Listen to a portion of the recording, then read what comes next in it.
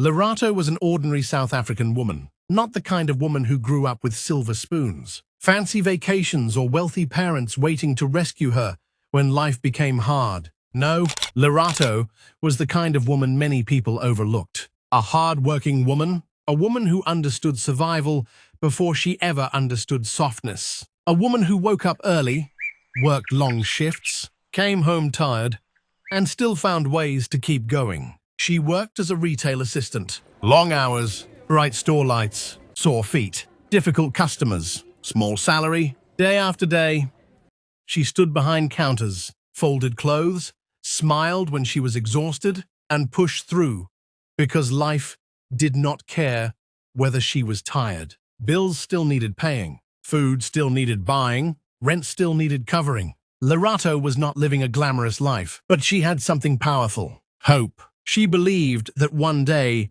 all her sacrifices would mean something. One day, all the pain, the pressure, the exhaustion would lead somewhere better. She didn't know exactly how, but she believed. And then she met him. Tunde, tall, dark, handsome, Nigerian. He had the kind of presence that made people notice him when he walked into a room. He carried himself with confidence. He spoke with certainty. And when he talked about the future, it was as if he could already see it. To Lerato, he was different. He wasn't just another man trying to impress her with empty compliments. Tunde had stories, big stories. He told her he had once studied medicine back in Nigeria. Medicine. To Lerato, that sounded impressive. It sounded like intelligence, ambition, potential. But he told her he never finished. Life had happened. Struggles, challenges, missed opportunities. Now, he said, South Africa was his second chance.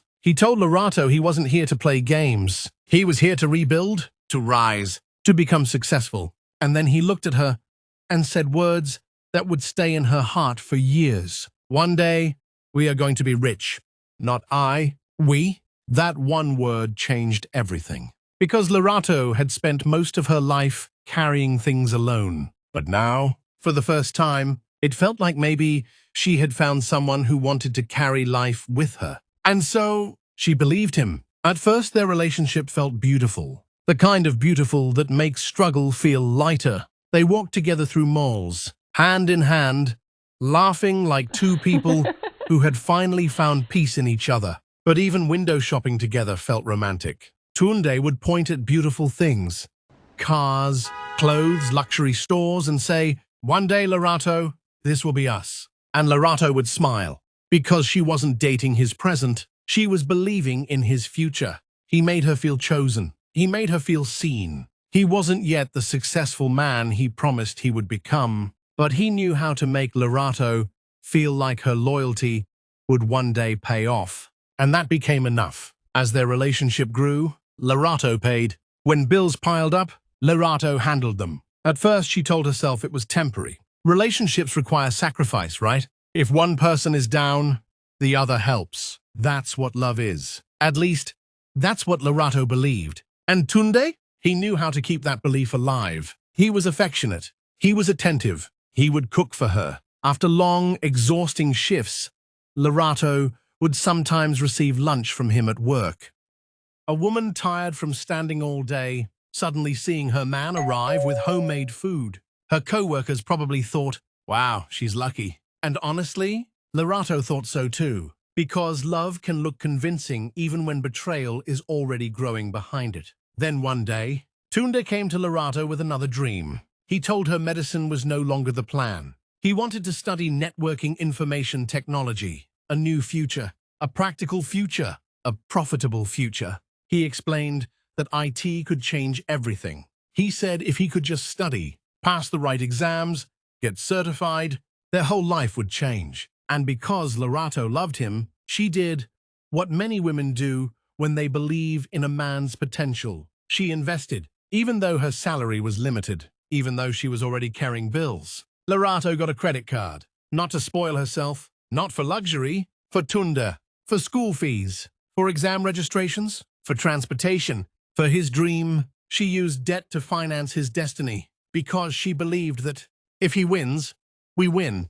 And so, While Lerato stood in retail stores helping strangers, Tunde sat in classrooms, training centers, and exam halls, building qualifications. He was introduced deeper into this world by a fellow Yoruba friend. This friend influenced him, encouraged him, pushed him toward writing IT exams through Bytes Institution. And Tunde was good, very good. He passed exam after exam. His results were impressive. He wasn't lazy. He wasn't foolish. In fact, that made Lerato love him even more. Because now it felt like her sacrifices were not being wasted. She wasn't just carrying a man. She was building one. And that gave her purpose. Outside of studies, Tunde also had a musical side. He worked part-time as a guitarist for a famous musician. It wasn't huge money, but it was something. And when that money came in, sometimes they enjoyed it together. They shared moments, meals, small pleasures.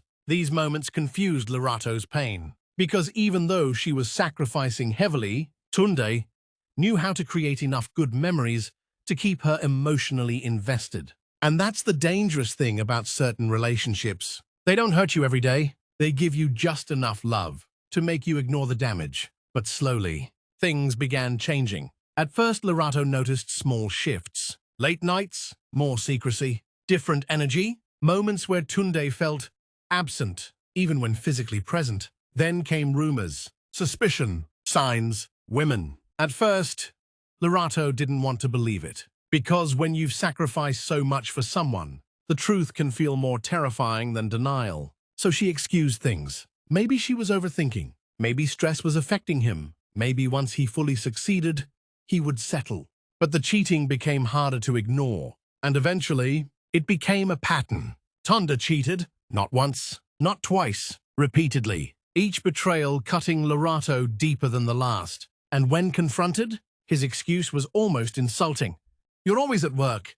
Imagine hearing that after paying bills, after funding education, after carrying rent, after sacrificing your own comfort. To be told your loyalty created his cheating.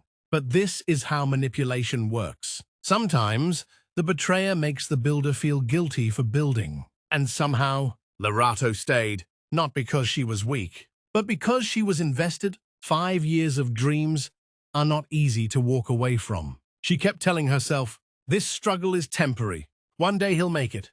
One day he'll appreciate me. One day all this pain will be worth it. So she kept going. She worked. She paid. She forgave. She hoped. And finally, after years of sacrifice, the breakthrough arrived. Tunde passed his exams, not just barely. He passed with flying colors. Lerato was proud like a wife watching a sacrifice bloom. But Lerato didn't know that while she was building his future, another woman was waiting to enjoy it. Comment part 2 and subscribe if you want the next part. Tell me in the comment section which country you are watching from. Please like, subscribe, and share this video.